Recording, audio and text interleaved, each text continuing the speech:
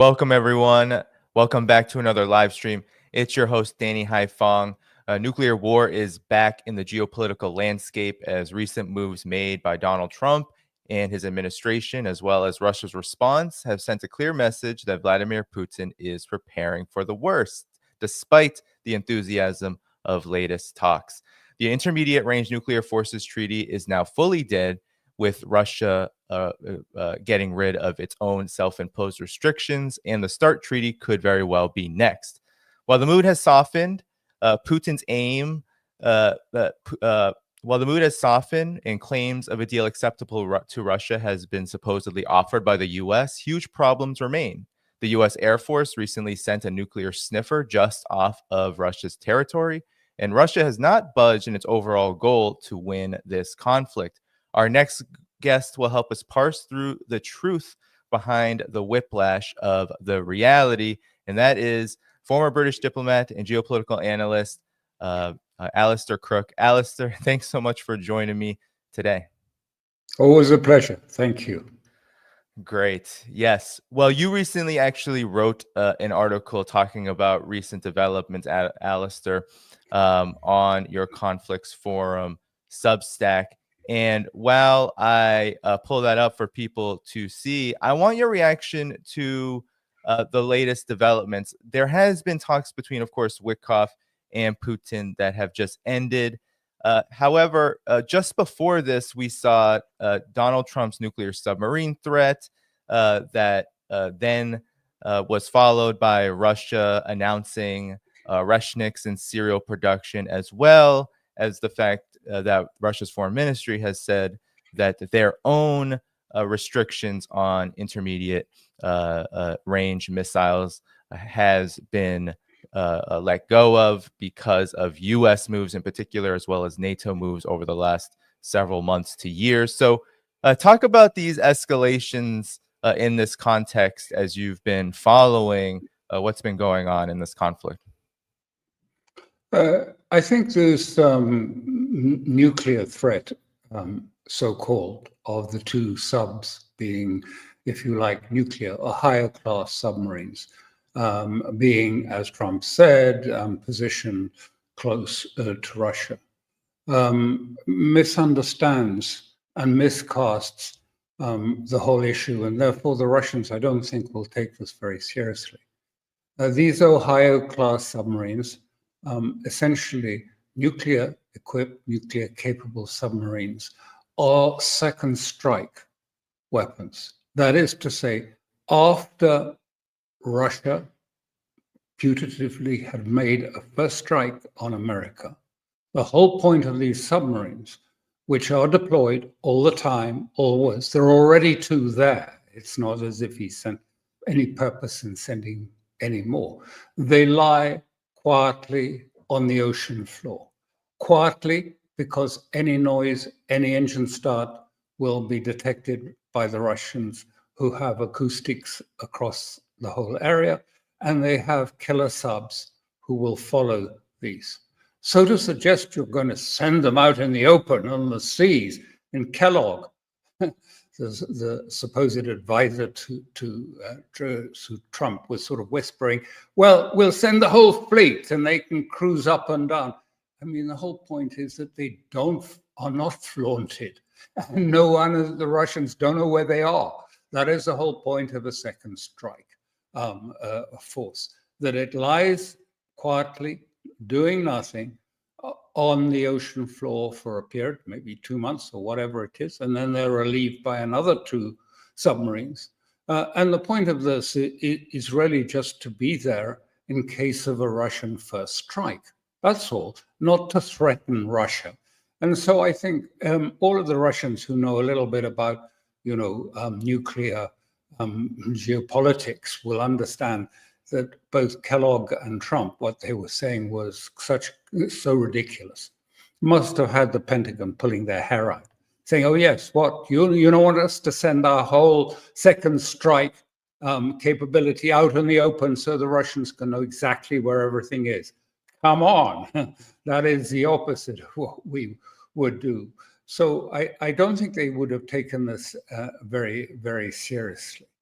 I think what it has done is given a peg to Putin to go back to a topic he's been on for a long time. It's been on his agenda a long time, and this has been a peg to really say, okay, well, you have been placing intermediate and short-range missiles into Europe.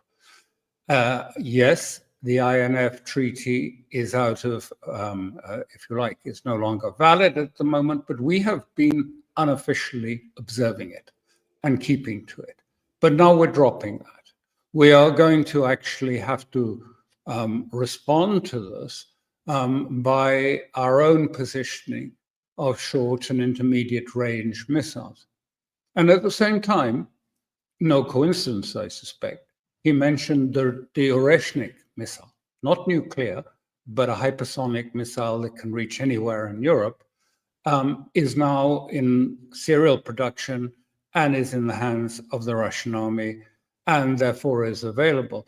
And the great thing, if you like, is that it is much more effective than a nuclear weapon because of its accuracy. That's the game changer, is its accuracy. It can really pinpoint. It can pinpoint, MI6 headquarters or the Mossad headquarters and strike it precisely without collateral damage around it and destroy it utterly. So, and as I say, it's not nuclear and it can have multiple warheads. And now that's in serial production, mass production. And so they're changing it. And what Russia seems to be doing, two things.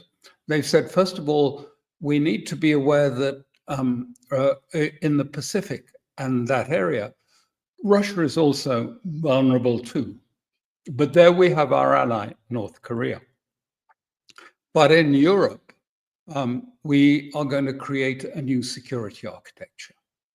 And, this is not something that is sort of a threat or a counter threat.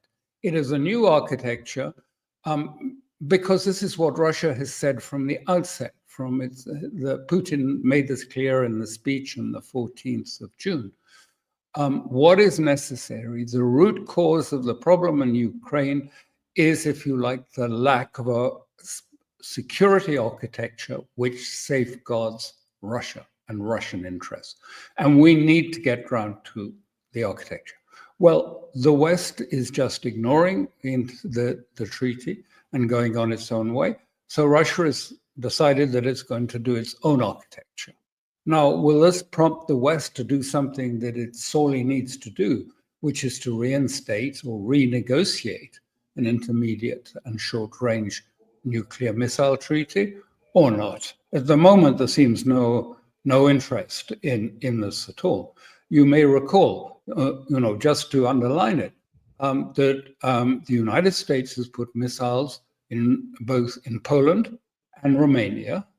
And during those talks, the first talks that did take place between Biden and Putin, then after the talks, Blinken made it clear to Lavrov that the Americans intended to put these missiles in Ukraine. Well, the flight time from Romania or from Poland is about 7 or 8 minutes to Moscow. If you put them in Ukraine, it's about 2 or 3 minutes. And this is just not acceptable. And this is why those talks at that time became completely broken. Yeah. Yeah. And, last time we spoke, Alastair, we talked about the US-backed Ukrainian attack on the strategic bombers. And now we're in a slightly different situation with as you said, the nuclear treaty that Russia never pulled out of the INF, now being deemed irrelevant for Russia. But there's also this development, I don't know if you saw, even as talks were happening, positive talks on both sides are saying they were positive between US and the US. There was a nuclear sniffer of the US Senate. I'm not familiar actually even with this terminology, but the US Air Force sent one It's a plane designed to track nuclear testing in the atmosphere, and it flew close to Russia's nuclear bases in the northwest of the country on the same day that Witkoff and Putin were meeting. And it took off from the RAF, Mildenhall, a UK base, and it traveled along the coast of West Norway. So I'm curious, what do you make of this? How do you see these kind of moves? And you wrote in your article that Russia is creating a new strategic architecture in the absence of international restrictions. How does this all relate? Because there is enthusiasm right now with these talks, but you've said that you've seen very little movement on the U.S. side. Is this another verification of that? What I think this was about was that the Americans, just as the Russians, after what happened, after Trump's and Kellogg's rather silly statements about sort of putting all their subs out on the surface and sailing them around Russia, I mean, it followed, of course, as you rightly said, the spider's web attacks on their strategic nuclear capabilities, their key strategic nuclear capacities. This was the, if you like, the attack done from drones and insertions, pre-positioned weapons that attacked their strategic bomber. Of course, you know, Russia will be looking very closely and saying, well, why were they doing that? Is there an attack intended? Is this what they are planning, to attack our strategic weapons? If so, are they planning some first strike capacity? You have to think about these things if you're president of Russia or any big state. So they undoubtedly are doing that. And then they've thought about it because, too, the second thing that has affected the Russian thinking about this, and it really shocked them what happened at those spiders' webs attack, because, you know, these were sort of inserted in advance and launched remotely at their nuclear bomber fleet. And they realized that, you know, they're very open to this, but more so because we've had this succession, you know, a decapitation strike against Hezbollah, an attempted decapitation strike against the Houthis in the Yemen, and then an actual decapitation strike in Iran against the line commanders of Iran and their nuclear scientists. So this means that Russia has got to think very carefully about what is this new form of warfare that the United States is preparing and thinking about. So you have to put that as a context and then understand what is happening. Clearly, Russia is looking to see if there's any change in the alert status of Western forces after that statement, however silly they thought it to be by Trump, that they would be looking to see, is there a change in status? Are the West mobilizing? Is the West mobilizing in some way, preparing for action? And if they don't see that, then they will, you know, take it easy. But as I'm saying, I don't think that this INF proposal was directly connected with this statements about the submarines. It was something Putin has been had up his sleeve for some time. I've actually, you know, heard it for a long time. He's wanted to get back because the intermediate missiles that the West has been putting, and you know they are planning to put them into Germany next. I mean, this is, you know, threatening existentially Russia. It can't just ignore it and just go on, you know, observing treaties that are no longer in existence and pretending to be content about it. It has to react, and that's what it's doing. But it's not, if you like, a threatening act. This is a defensive act, essentially a new security architecture to make Russia safer. Yeah, and you talked about in your article, Alastair, you know, the Russian Foreign Ministry was the one who came out with this statement, and they had a litany of examples, Germany being one of those. But you also mentioned the Asia Pacific too, and there was cited examples, for example, the Philippines. Could you talk about this and how it might influence the Russia-U.S. Posture now? Because there is, as I said, there has been a little bit more enthusiasm around these talks. But how much do these nuclear kind of questions factor into the relations between both sides amid this existential conflict for Russia in Ukraine? Well, it means that I think that the position of North Korea becomes crucial, because then Russia can, if you like, base missiles in North Korea, its ally there, that both cover the Asia-Pacific region and even can stretch to the United States, even intermediate missiles, not the missiles covered, if you like, by the START treaties. So it's a really important change in architecture, and it's a change to a global position that Russia is taking on this issue. What is the effect of it? It is tying much more closely China, Russia, India, Iran, as amongst others, as the main elements. And they see now, and this is why the tariffs have become such a big issue, because they could see, the tariffs in India, which are now going to be at 50% for the time being. Trump says he may take them off, who knows? But with these tariffs, and they've said, and the US ambassador to NATO says there's going to be a lot more secondary sanctions on states that have relations with Russia. Come on, with this Israel economic war, this is war against the BRICS. I mean, we call it tariffs. They're sanctions. They're it's a weaponizing of tariffs for geopolitical purposes. And so the BRICS are having to react. India has already started to react against it. And other states are going to come together. And BRICS and others have the ability to push back.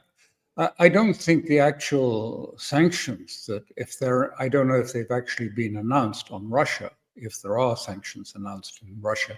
That wasn't clear to me when I looked this morning. But if they are, I mean, they will have very little effect on, China or India. China has been absolutely adamant on this.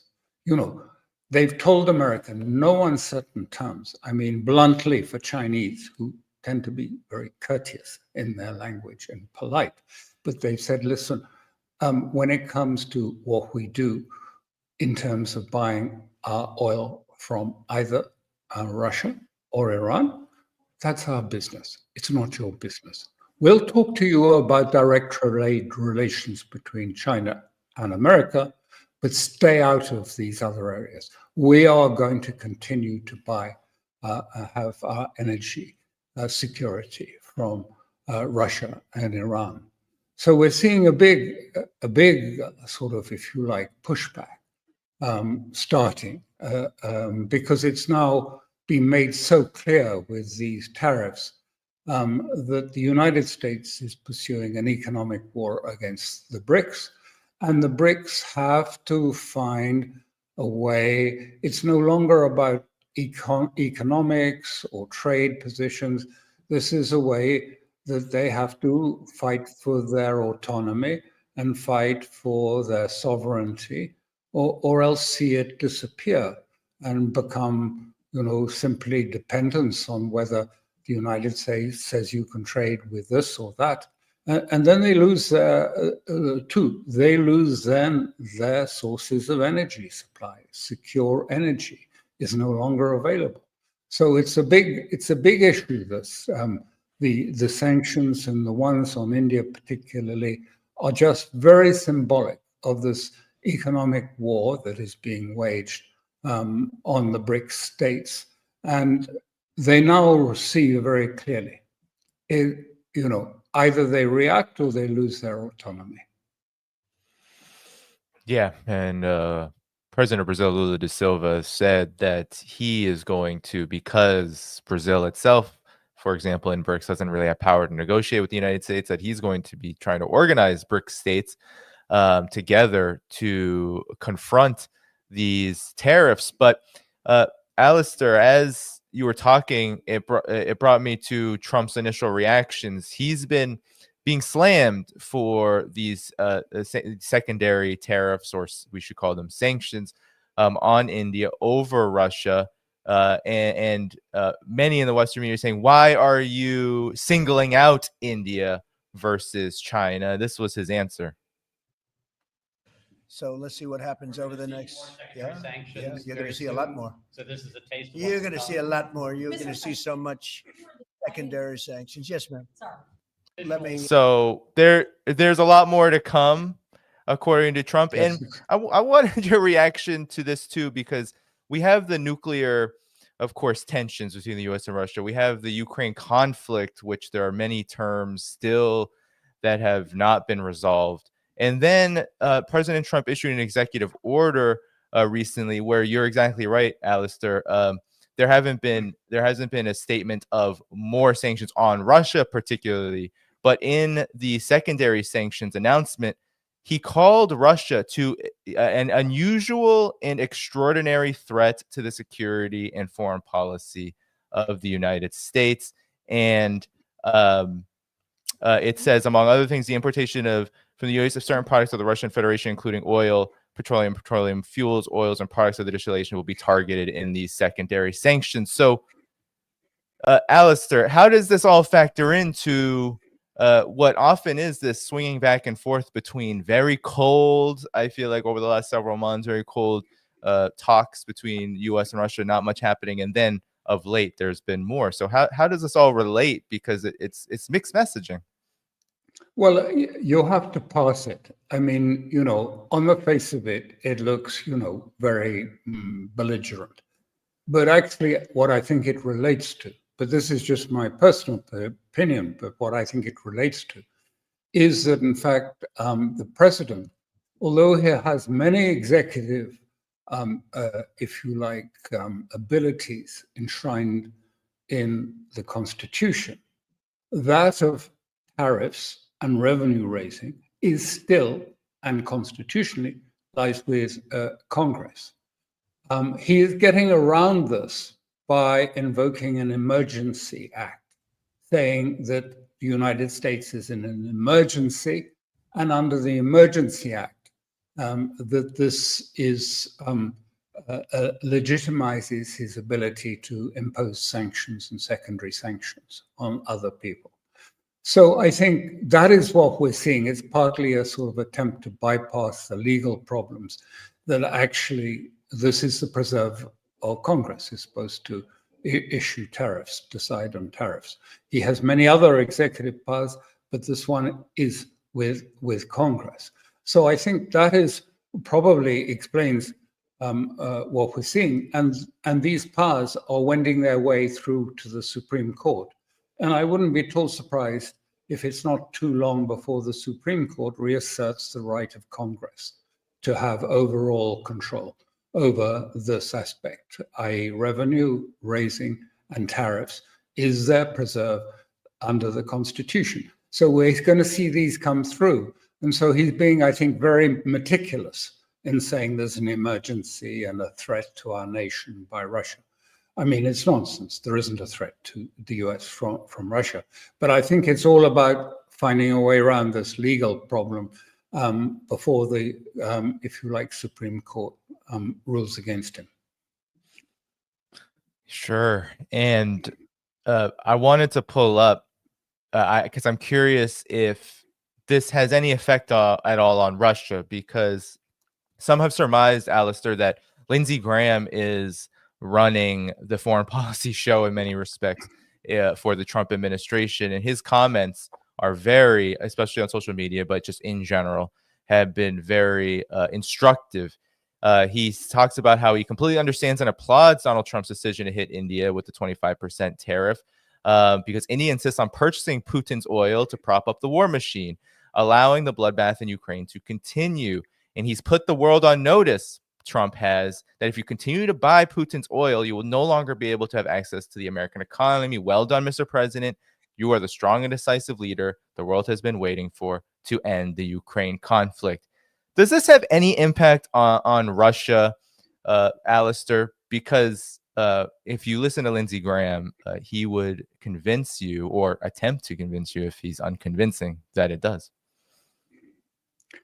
It certainly does have an impact on Russia.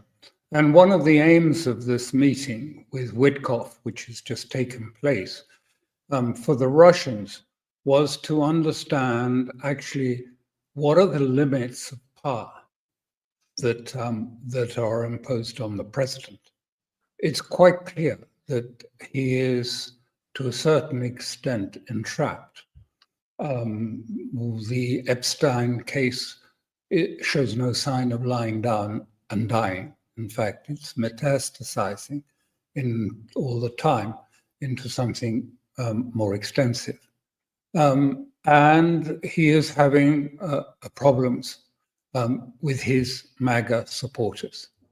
It started off with the attack on Iran, which they didn't like because they felt, this is exactly what Trump said. He promised no more Middle East wars, no more, I'm not going to start any wars. I'm not going to do that.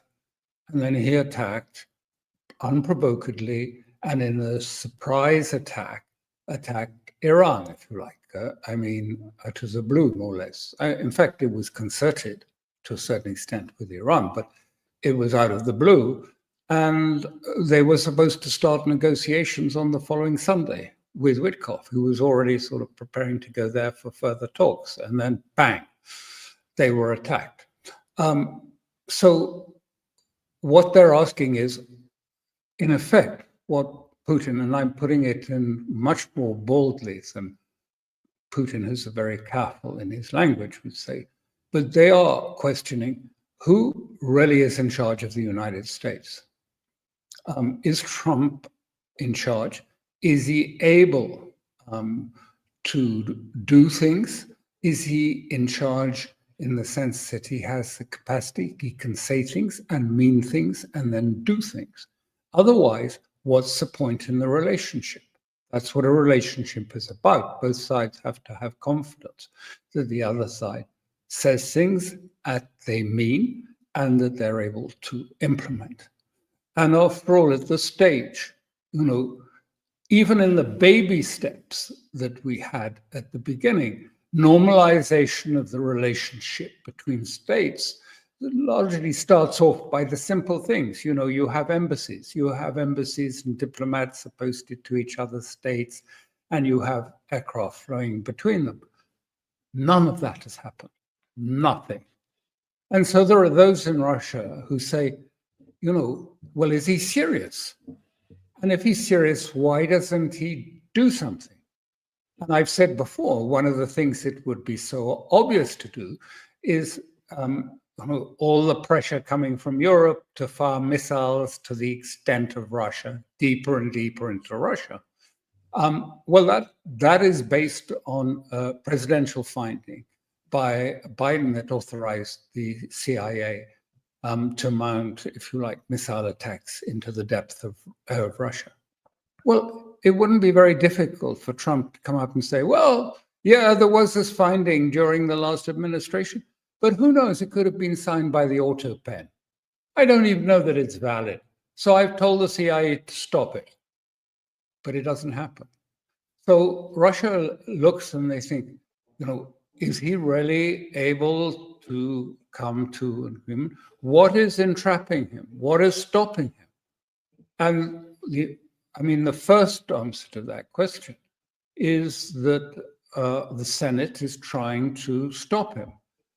These bills that are being put up, there's one just put up last week they've put into a spending measure, which was put into existing spending measures for a further $1 billion to go to Ukraine. Well, MAGA won't be happy with that at all. They won't like that. You said no more money going to Ukraine on the campaign trail. And he can't really stop it because there is quite a strength of opinion in the Senate, particularly, and among some Republicans. And what we're talking about here, just to be very blunt, really, this is a struggle for, in the Republican Party, for control of the Republican Party and to wean away the MAGA support from Trump and to return, if you like, the Republican Party to being a uniparty, as it was, the country club elite running the Republican Party, not the deplorables in the Rust Belt of America. So yes, how much is that? How much room does he have then to negotiate? How much latitude is there? That was what they were hoping to find out at this meeting that just took place with Witkoff in Moscow. Yeah, and Alastair, if you could talk about now what you make of Russia's approach overall, not just in the latest talks, but also just what we've seen in response to what has been, as you have said, almost like a fruitless endeavor around normalization and, of course, around getting to some real negotiations about settling the conflict. The Western mainstream media has been very much in panic about Russia's gains on the battlefield. Russia, Vladimir Putin, Sergei Lavrov, and the rest have been very clear on their terms. So talk about if you see Russia at all budging on its terms and how recent developments have been informing or lacking in informing on what Russia's approach is here. Well, first of all, I think has been, his team has really led a very misconceived approach to this whole exercise. The faction that is led by Kellogg has been absolutely adamant on a ceasefire, an immediate ceasefire. And then afterwards we can talk. Apparently Kellogg reportedly bases this on the sort of career experience where, suddenly the contact line became the line and it was settled. And then they said, well, we'll negotiate an agreement between the two Koreas later.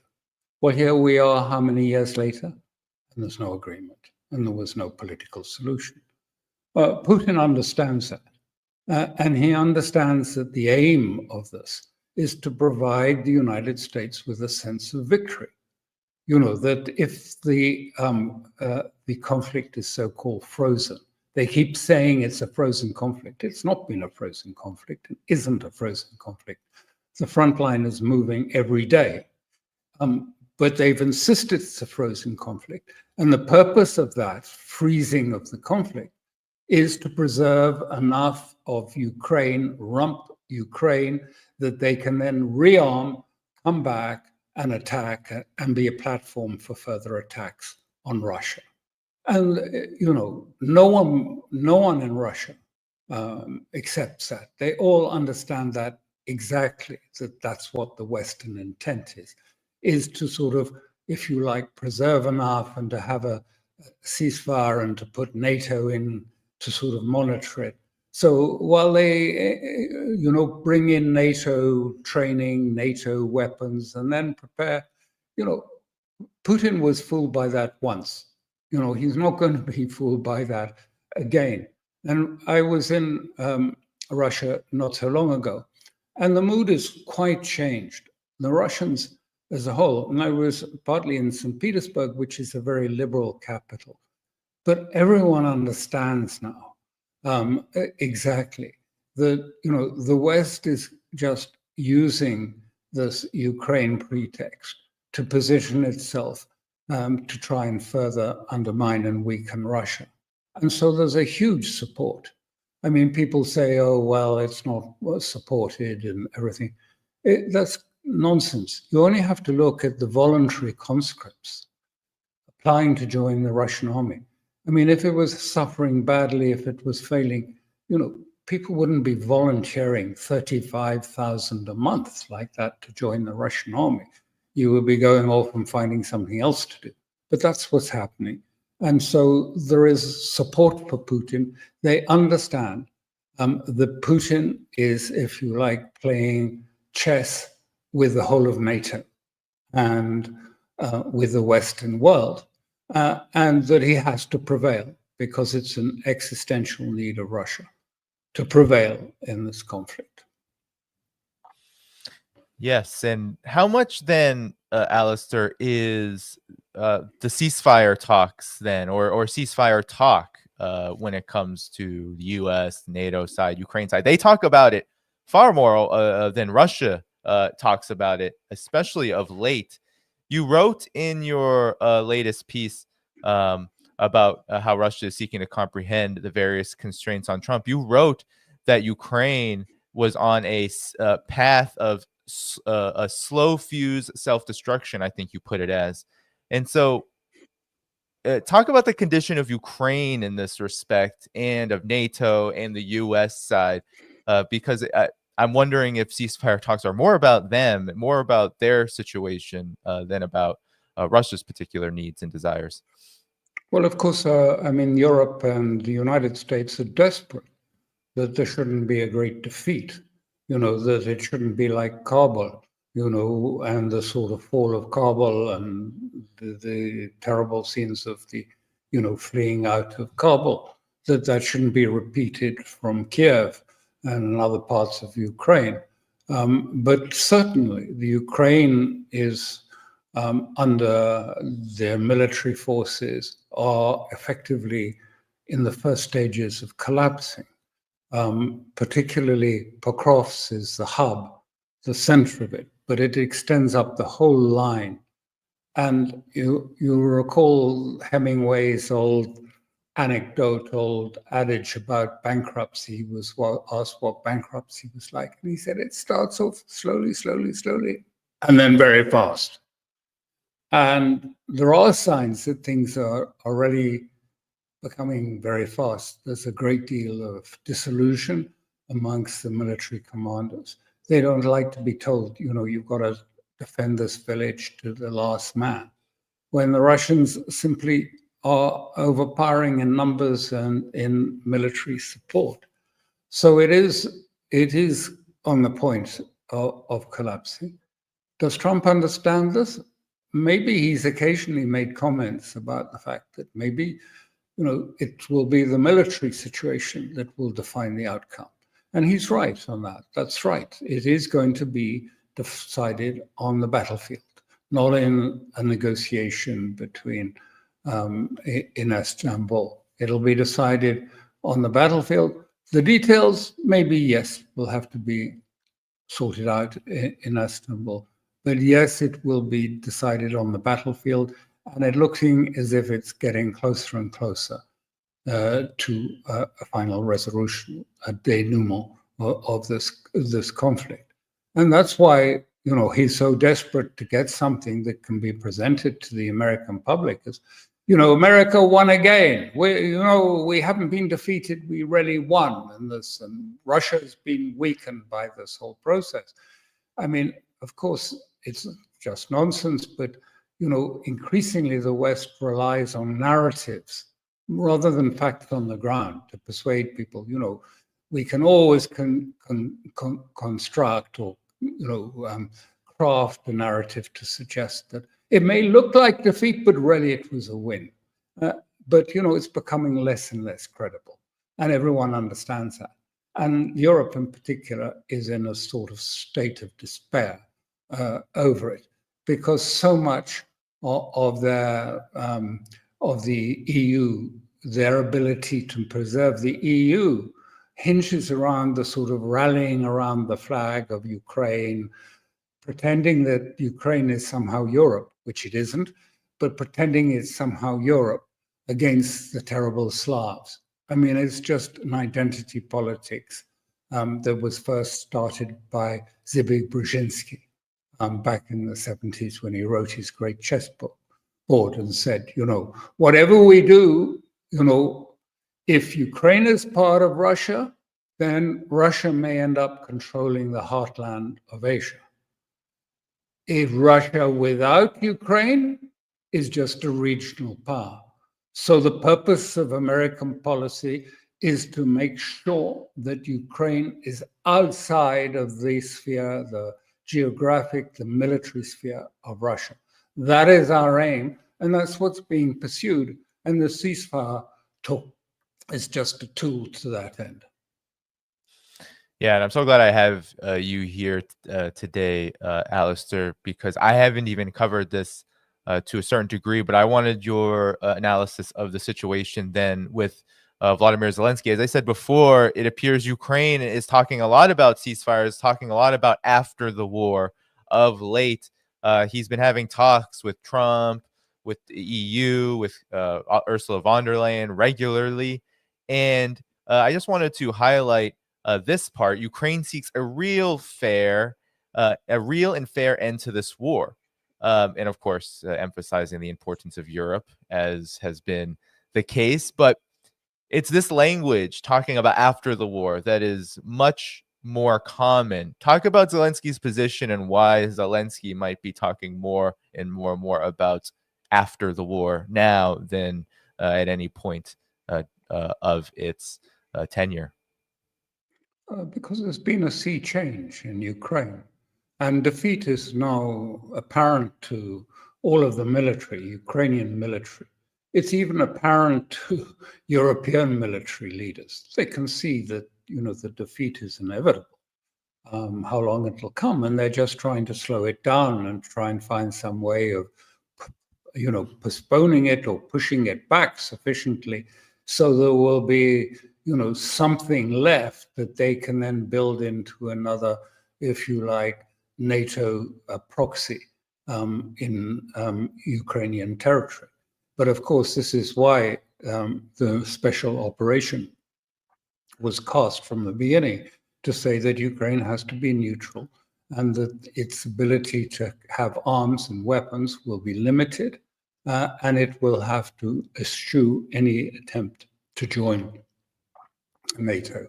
So these are the red lines of Russia, and I think Putin will continue, but it may not be so long till we get near to that sort of level. And Zelensky is casting around, threshing around, trying to find a solution out of this. But there isn't a solution out of this because, these are, events. These are the events on the ground. Ukraine is losing the war. Russia is slowly taking the key hubs and the military, if you like, strategic positions. And will soon be on the Dnieper and maybe even in Kiev. And then, what's he going to do? Go into government in exile or something? Well, all of that is uncertain. We don't know what's going to happen next. Russians probably have a better idea, and certainly I do. But, we're going into a sort of new territory. And this is unsettling the West deeply. And therefore they threaten and they bluster and they say, oh, this has got to be done. But most of this is, as we say in English, water off a duck's back in the case of Putin.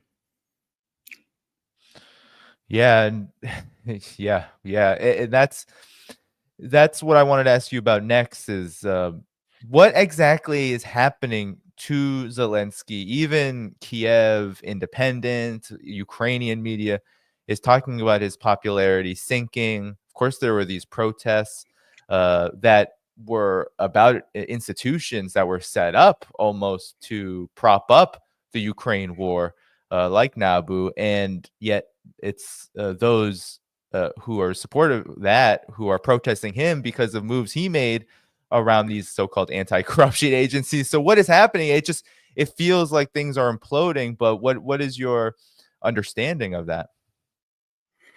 Well, it's very hard to make any sort of transition in Ukraine because right from the outset of this crisis, Maidan, and even before, even going back, if you like, to the end of the Second World War, the Western intelligence services, CIA, MI6 particularly, were putting in, if you like, very nationalistic, radical nationalists into the key positions in the military, the intelligence, and the police, precisely to stop them, if you like, at any stage coming to some sort of agreement with Russia. And they're still there, and they still have considerable power, and they still have power over Zelensky. So it's very hard for the next stage, if you like, the baby isn't being easily born of the next stage to Ukraine. And Zelensky's trying to keep it all, the support for him, the money flowing, the weapons flowing, so he can pretend, that there's a chance maybe in the future sometime we can get back Crimea and all of these other territories if only you will come to our aid. But I mean, essentially, a defeat is a defeat. And, it has large consequences, psychic consequences on your people. And so, he's trying to manage that not very successfully. And I think the West is casting around for who they'd like to have in his place.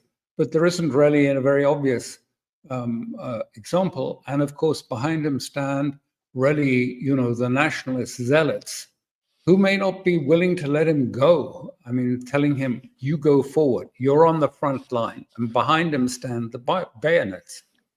Right. Yeah. Yeah. Very good points, Alastair. And then my final question before moving on to another part of the world, Alastair, is this. As a former diplomat with a lot of understanding and experience in this field, a lot of audience members ask me and ask guests of mine, well, why then does Russia, as you said earlier, that Russia is going to settle this on the battlefield? Why does Russia emphasize so much diplomacy, even diplomacy with the United States, whenever it becomes available? How does this benefit or serve to not benefit Russia? What's your understanding?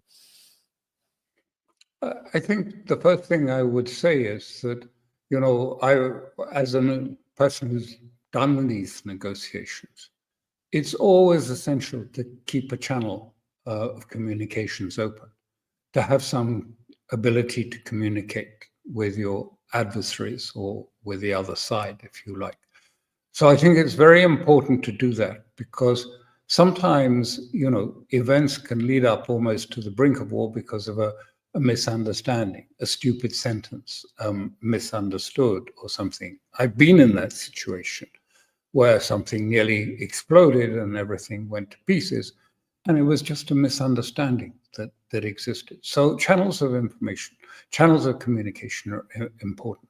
But I think, what you have to understand, and what your viewers, I'm sure, understand, Putin is not fighting the Kiev. He's fighting the collective NATO. All of it, many parts of it are in Ukraine. Of course, the support, the intelligence support, the weapons have been crucial. NATO is fully engaged in this process. And he is also trying to manage the question of the global South, an opinion in the global South, opinion in India, in China. China is well on side with Russia, but he has to think about, the overall big picture. And I think in that context, he's very conscious of the sensitivity of the American psyche. When there's a big rehearsal, that's 9/11, Pearl Harbor. What are we going to do? We have to do something. So he tries to do it slowly. But nonetheless, I mean, you shouldn't see that purely in a Western way. Westerners like to think of military thrusts, a tank column driving through the lines. They think of what happened in Iraq, even though that's misunderstood, but they think of, the Desert Storm and, going through and smashing by a big thrust. Whereas Russia puts pressure right across the line. all the points, not all together all at once, but pretty well all together, maybe back a bit, then back forward. But the pressure accumulates and accumulates until instead of a thrust going in the middle, the thing just decomposes, just disintegrates under the sort of widespread pressure. So the strategy is quite different from how NATO or the West understand it, and that leads to misunderstandings. But Putin has always, and Russia's been very clear, this is an existential threat to us. And the answer to it is we have to have and discuss.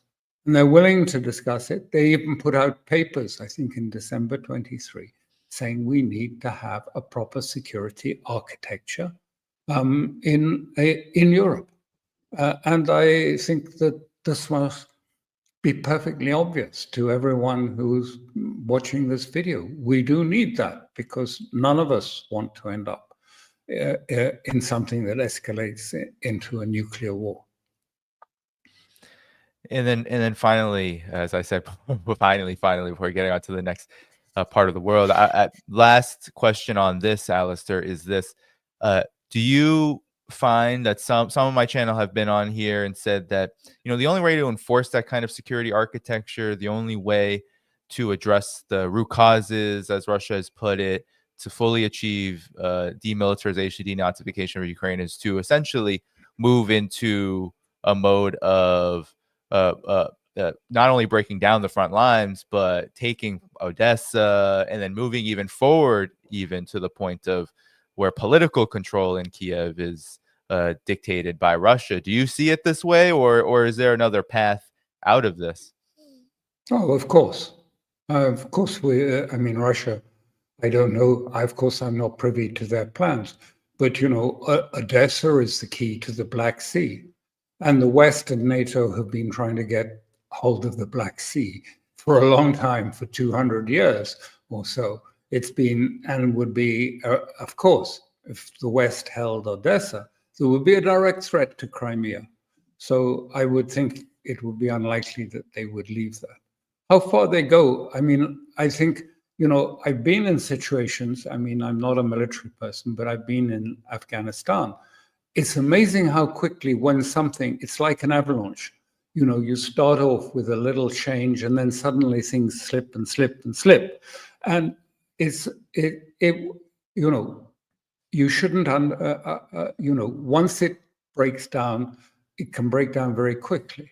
It may take longer or it may be shorter, but, you know, the pressures that Russia is putting on it is precisely that, to get to the point at which there is systemic collapse, not just of the military, but systemic collapse of the whole structure of the extreme nationalists in Kiev and the whole system. And when that is done, then, you know, I think Russia will sort of pull back a bit and we will see who comes forward and wants to take on the job of sort of restoring, Ukrainian restoring, you know, normal life, which is what everyone is wanting in Ukraine, to return to Ukraine under something like an effective government. Yeah, and the question is can the combined West, the collective West, accept such a scenario? No. No, but they may have to. I mean, you know, that's the end of it, is that they may have to. And, you know, you have to put up with it. They have to put up with what happened in Kabul. You know, that's life. This is, you know, this is what facts in the battlefield mean.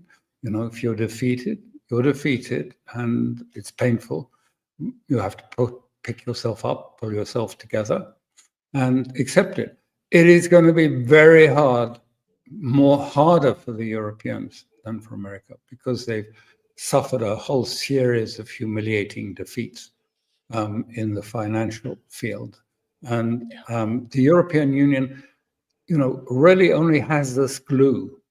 It's a very strange glue because it's an artificial identity that has been put together to give this glue, but they only have this glue. And once that falls, you know, you'll have the Baltic states going in one direction, you have Italy and Spain and the Mediterranean states saying, no, we want to go and have good relations with Russia. We'll have many Germans saying, let's restart the Nord Stream. And the EU will not survive that, I think. Yeah, I just remember the last time I was in Europe a couple of years ago, and seeing just how invested Europe at all levels, whether it was in the streets of Berlin or in Brussels, you see just how inundated Europe is and invested in this conflict. And as you said, it's so directly connected to their economic life now that pulling out is going to be very challenging. But Alastair, I wanted to now. But can I just wanted to interrupt before you leave the Sure. subject. Yeah, sure. What you say is true of the elites of the establishment. Yes, exactly. It's not true of the people. Yep. You know, there is not a clamor for war with Russia in Europe. This Right. is a fiction. I mean, you know, I live here in Italy, and I can tell you, no one's, you know, sort of gagging to go to war with Russia at all. And everyone's feeling the economic pain. And, you know, they despise those elites in Brussels. They really dislike them, and they know the elites despise them back. This is the rift. So it's not all of Europe Totally. in that sense. Yeah, I mean, that's what the sense is. And because, you know, like a traveler like me, you're going to be in those tourist areas, in where that kind of capital is. And that's where the messaging, the shaping of the narrative, you just see it all around. That's how they're trying to, and they failed to convince people that this is a worthwhile project. And heck, it's almost been 3 years now, and I think the results speak for themselves. Alastair, now to move on to West Asia, the last time we spoke was before the 12-day war, as it's being called now, between Israel, U.S. and Israel and Iran. And now we're in a situation post that cessation of hostilities. Israel appears out of control. I know you've been following developments with Israel very closely. And, you know, because right now we have Israel essentially at war with Ansar Allah. We have Israel at war still in Lebanon, committing near daily strikes there. And the situation in Gaza has become so untenable, unfathomable in its brutality and destruction. So your assessment of the situation in West Asia as it pertains to this project that Israel and the United States are pursuing there? Well, I don't want to make too much of it, but I did go on Iranian television sometime before that and say an attack was coming from Israel, and it would likely be a decapitation attack. And that was just some time before. And I don't think this conflict is over. I know that Iran also believes that there will be another round of escalation at some point, and are preparing for another war with Israel.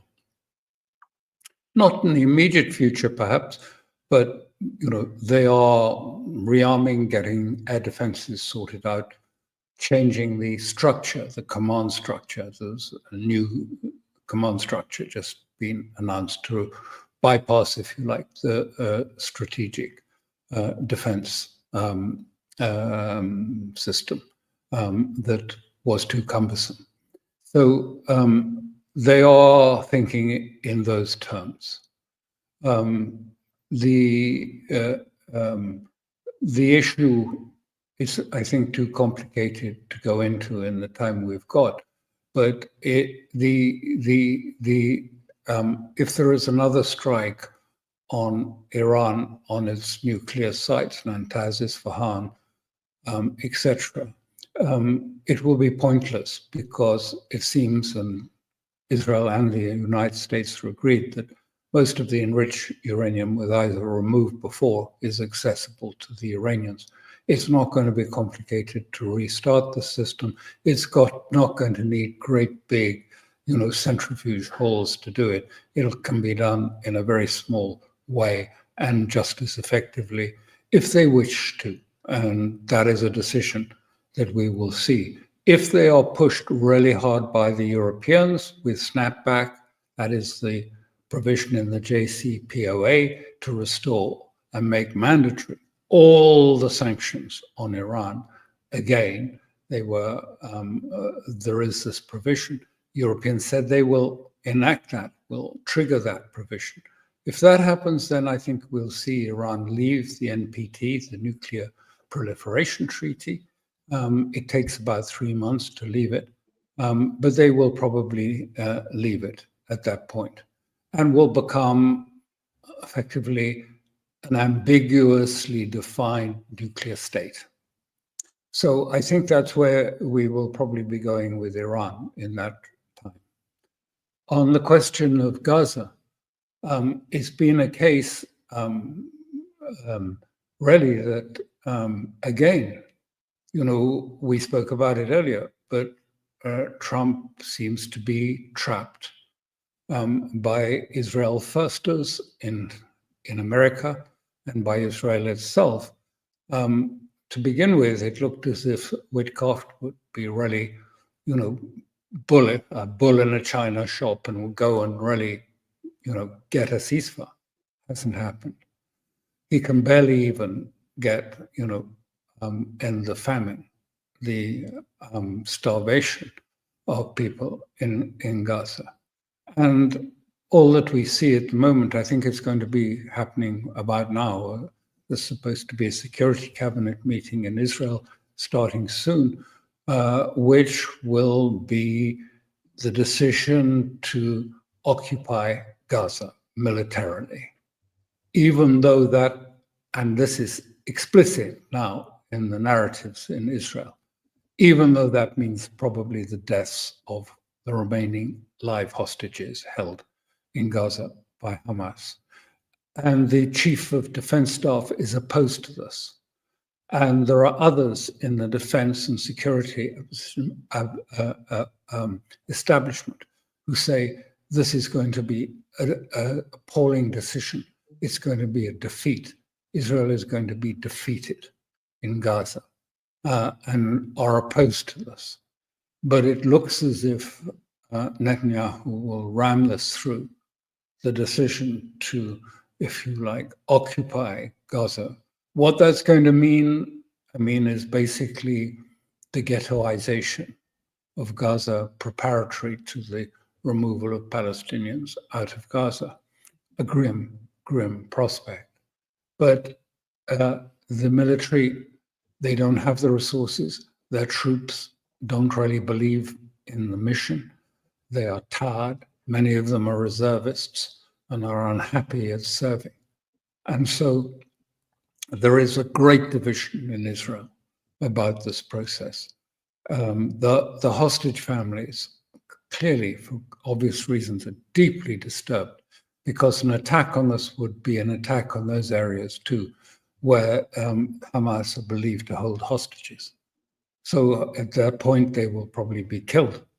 And so they're deeply despairing. And there's a movement trying to stop the government from doing this. But Netanyahu says if the chief of defense doesn't like its instructions from the cabinet, he'd better go and get out. So they seem very determined to move ahead. And why? Because Netanyahu wants to get through this period to the summer recess, and then beyond that to elections, perhaps now likely in 2026, which will keep him out of court and out of problems with the law. He has certain corruption proceedings against him. But it's left with huge divisions. There is something like 519 former heads of Mossad, which is the intelligence service, and Shin Bet, the security service, who've signed a letter saying, this is crazy. This is a great mistake. We should do a deal, get the hostages out, and end the war in Gaza. That is unprecedented in Israel to have something like 500, includes the heads of, like Pardo, the head of the Mossad, Ami Ayalon, the head of Shin Bet. Signing up this letter saying this is crazy. But nonetheless, the right are intent on doing this and are pursuing it. And there seems to have a sort of something of there seems to be an operative structure somewhere that supports Netanyahu and supports the right in this proposal, because it's against what we always thought of as the Israeli establishment, which was the Ashkenazi, European-leaning elite of Israel, who are more or less, they're not against it, because overall the polls show an overwhelming proportion of Israelis say they would like to see the Palestinians starved. I mean, that's a poll that's come out. You can see it in the Israeli press. So it's a very, very fraught time on the cusp of a possible sort of breakdown of society. And there's not a sense that, it's beginning the questioning. I mean, what is the purpose? What is the aim of Israel? I mean, is Israel going to simply become a state that exists by endless wars, endless killing, endless massacres like we've seen in Syria? Is this the solution to it? Well, of course, Trump talks and says, well, I really want, everyone to join the Abraham Accords, of course, and support Yeah, Israel. he just said that, right? He said everybody needs to. All right, continue. Sorry. And so I mean, yeah. But I mean, what does this mean? Actually, there are no Abraham Accords being agreed, because the old idea, Abraham Accords were supposed to be negotiated and, if you like, a peaceful agreement to normalize with Israel in some form, cold or warm or hot, didn't matter, but normalize with Israel. But now this is, if you like, Abraham's Accord and normalization imposed militarily with there's no account taken of opposition. So they just push on, and you either take Israel's turn or we will attack you militarily. And that's the position that we're seeing in the region. And of course, what happened on the 13th of June and the 22nd of June in Iran. I mean, Iran is still there and still a strong, powerful state. And this bothers the Israelis greatly. So there's great pressure to try and persuade the Americans, if you like, to finish the job. What does finish the job mean? They want to turn Iran into a balkanized state with the Kurds and the Baluchis and the Azeris all fighting each other, and the state incapacitated and unable to exert any political influence in the region. But actually what happened as the result of the attacks on the 13th was a huge show of unity of Iranians. I mean, unbelievable. If you saw the videos you won't have seen them in the West, but the videos of the funerals of the people who had been killed during the, if you like, sneak attack by Israel. I mean, they were incredible. And the young people, absolutely part of it. People that, many in the West say, well, they were alienated from the government.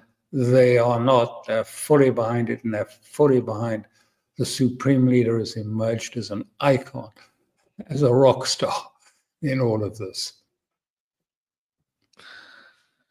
Yeah, well, I do have a bit more time, Alastair, if you had the time to flush out some of this, because I think it's really important.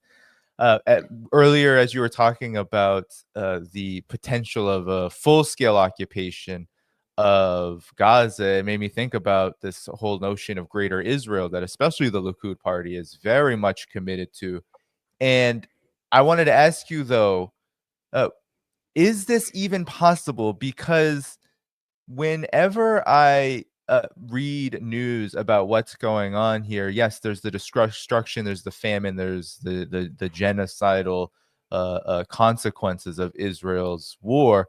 But then there's also the resistance, which you've sat with these groups, you have worked, diplomatically. What is your take on the resistance right now? Because it seems like they're still fighting back. They're not going to lay down their arms for a deal that is going to essentially wipe them away, which has been proposed. So is any of this even possible? It just feels like an untenable situation. And it seems like what you're saying is that the divisions inside Israel, while they're not necessarily humanitarian, they are reflective perhaps of this fact. I'm curious if you would agree with that and what your assessment is. This is, precisely why the chief of defense staff, who's on the field in Gaza, and he's not an Ashkenazi left-wing person at all. On the contrary, he's messianic. He was chosen, he says, I'm messianic. It's not me saying that. He says it about himself. He's part of the, the sentiments that you hear expressed by Smotrich and Ben-Gvir and others, those that believe in a sort of apocalyptic outcome that will create Israel, greater Israel, through military means. And so we're dealing, you can't approach this and understand this simply by, Western rational thinking. We're talking about eschatological thinking. It's about thinking about, that goes back to the Talmud and even before that. So we're talking about thinking which is based on the absolute belief that God's word and God's decisions will be imposed. We're back. This is now a religious war in many ways, and there are the rabbis, particularly those that are associated with the settlers, support this idea. So they say very clearly, that it's perfectly just to kill men, women, and children in Gaza. There are no innocents in Gaza. And they make that clear. And they regard the Palestinians as having no souls and therefore little more than beasts. And so, you can't put it in the same form of understanding that we're used to of seeing this as a sort of ethnic thing that needs to be found a middle way, and that Palestinians and Israelis have got to find some sort of structure which they can live together in. They don't want to live together with Palestinians. They want to see the Palestinians gone. They want to see the Arabs, apart from those that accept vassalage, gone from Greater Israel. And they see this as something that is coming about, therefore, not by a sort of careful, rational Western type of, but is this doable, and is this Western, can you see this work? Because that's not the question. They look forward to the final battle, the Armageddon.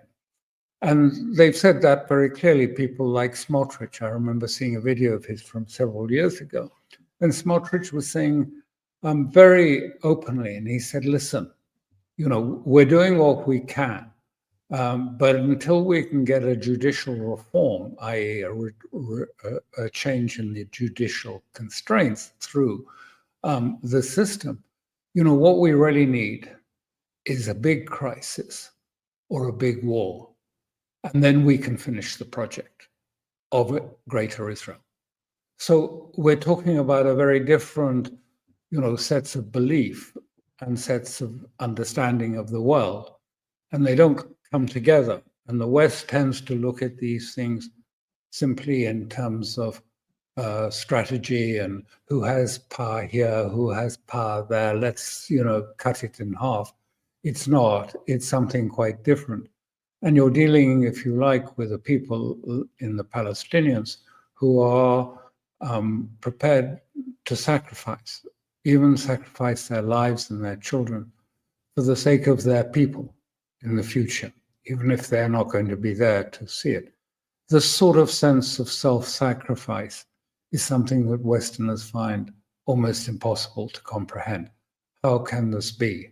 We live in a hedonistic world, This is not how we see it. We see it in terms of utilitarian interests of human beings. But this doesn't exist in this part of the Middle East at this time.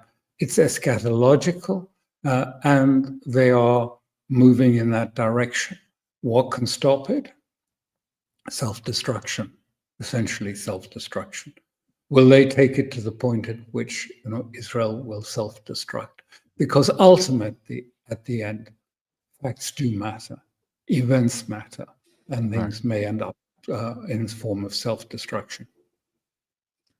Yeah, I mean, I think that's a really good point. And then we saw this, just to go back to even Iran, with this attempt. I mean, we've seen with Israel, the Greater Israel Project, since October 7th, since October 8th, plus Israel has, it's expanded to Syria. It's tried to get rid of Ansar Allah. It's tried to do everything to ensure this Greater Israel Project continues. But then with Iran, what we saw was a very fast-moving and brief military conflict, which, while I had many people saying, oh, well, look at the big blows Iran took, we saw Israel take quite many big blows. So big, in my estimation, that I think not only was the imagery quite powerful that was coming out, but also Israel's reaction, which was to try to institute a blackout completely of any information coming out of what the impact of Iran's response to them was. So what does this tell you, Alastair? That the operation on the 13th of June may be seen by some as a very slick, sophisticated operation by Israel against Iran tactically.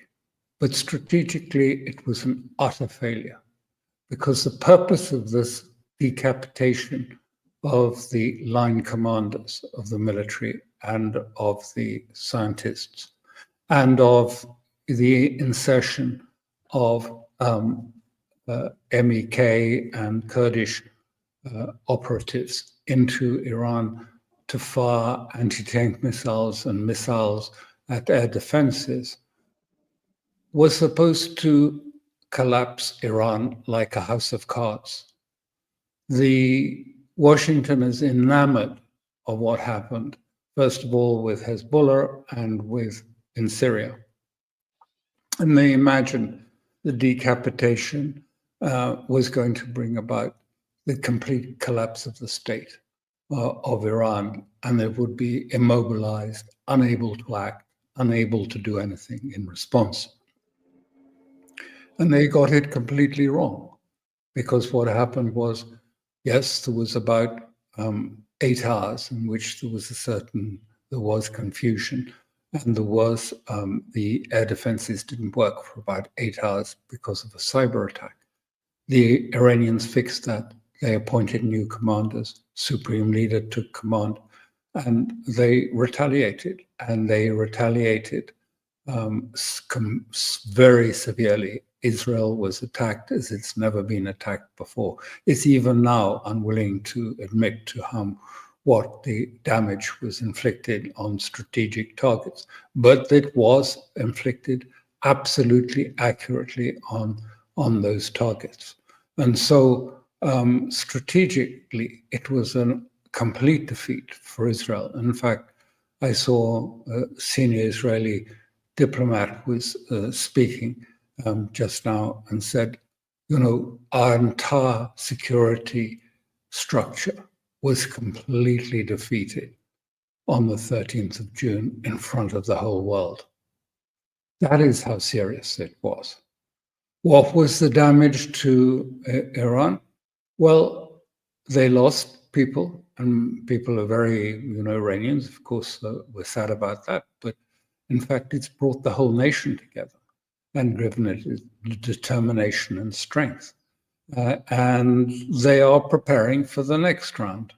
And, much of what you've read about it, probably not time to go into it here, but another occasion, they didn't destroy all the air defenses, and they didn't even really fly over Iran. Actually, they had to fly around Iran. They flew into Azerbaijan, and from Azerbaijan, they were flying standoff missiles into Iran. So what was the damage? I would say, on the contrary, it was supposed to, if you like, bring down a house of cards, instead of which it's done the opposite. It stood up a more empowered and more confident Iran than existed before. Yeah. I mean, with a hubris-ridden state like Israel, you would think that during those 12 days, as they were claiming to have dominance over the skies of all of Iran, that they would demonstrate this in their propaganda. But we didn't see that, Alastair. We didn't see that. And last question for you as we close here. You mentioned self-destruction of Israel may be the only thing that stops Israel. What does that look like exactly? We don't know. I mean, I don't have that sort of crystal ball. They can be very different. I mean, look what's happened to Syria. That was, it did just collapse suddenly. Not unexpectedly. I mean, not unexpectedly to Iran or to Russia, who had foreseen what was coming and tried in some ways to stop it from happening. But Turkey and Israel inserted the forces of Al-Qaeda, ISIS, into Syria. I'd seen all this before, and I realized what a disaster this is going to be for Syria, because I saw in Afghanistan, when I was dealing with it long ago, when the first I saw Al-Qaeda arrive, the Wahhabists arrive in Afghanistan. Before that, most of Kandahar, the south of Afghanistan, Gilgit in the north of Pakistan, they were Sufi, the Gilanis, Mujahideenis, etc., etc. Once those sort of Salafist, single-minded forces they weren't ISIS or even Al-Qaeda. I met bin Laden then, but even those forces, they came in. What's happened now? Well, look, Kandahar, all around Pakistan, there's no diversity, there's no plurality. It is just single-minded, if you like, Salafist thinking that tolerates no differences and insists that everyone must follow a single model of Islam. And that's what happened in the areas around Afghanistan. That's what's happening in Syria, and what will continue, unfortunately, very sadly, continue in Syria. Well, Alastair, it was so great to be with you today. We're going to end the show here. Everybody should be paying attention to Alastair's work, and you can do that by going to the video description after the show has ended. You can find his Conflict Forums Substack there. Hit the like button before you go. That helps keep the stream boosted in YouTube's algorithm so more people can hear our conversation today with Alastair Crooke. Alastair, any final words before we head out of here? No. I think we've said enough. Great. Well, hit that like button, everyone. Go to the video description to find Alastair's work, as well as all the places to support this channel.